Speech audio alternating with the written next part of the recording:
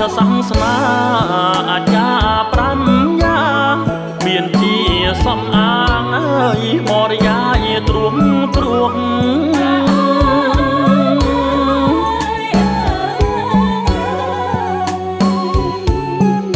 ក្នុងពុទ្ធសាសនាអាចារ្យប្រាំយ៉ាងមានជាសំអាងបរិយាយទ្រង់ទ្រង់បពេញជាចាអាចារ្យអំពោះឧបបង្សពទាចានំឈ្មោះគ្រូសោតញ៉ាំខ្លួន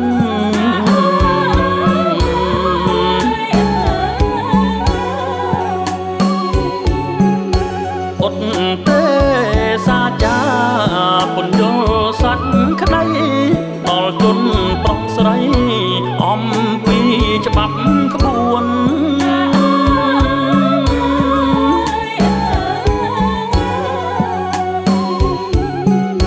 អត់ទេសាចាពន្យល់សាច់ក្តីដល់គុណប្រុសស្រីអំពីច្បាប់ក្បួននិសង្យាចាបន្ទុកថា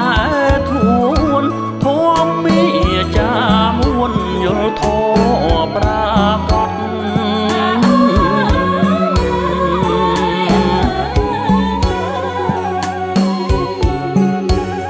ប្រមុខដឹកនាំមុតមមអគុណនិតស្ទួយអាចារ្យពិតគិតគូមកចត់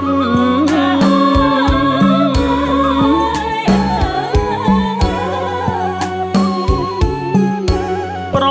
មុខដឹកនាំមុតមមអគុណនិតស្ទួយអាចារ្យពិតគិតគូមកចត់ធម្មការដំរងខេត្តក្រុងជន់អត់លំអានកំណត់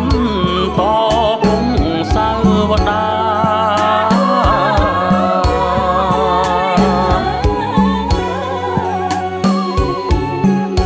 ងារជាអាចារ្យអ្នកប្រព្រឹត្តល្អសុចរិតស្មងសដំណខែមរា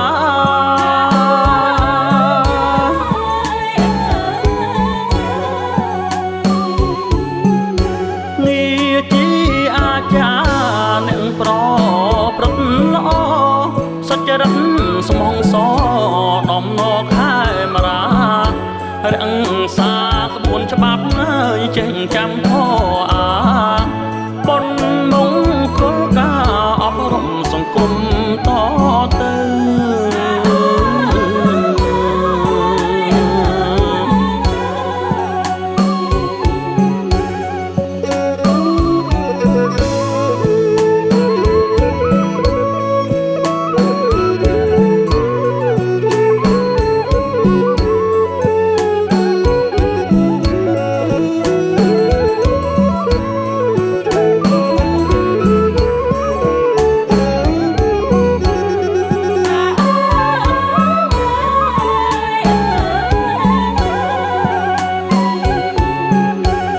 ប្រមុខ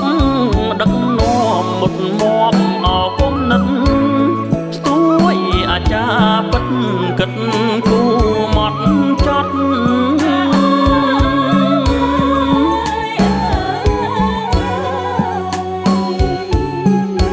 ប្រមុខដឹកនាំមុតមមអគុណនិតស្ទួយអាចារ្យពិត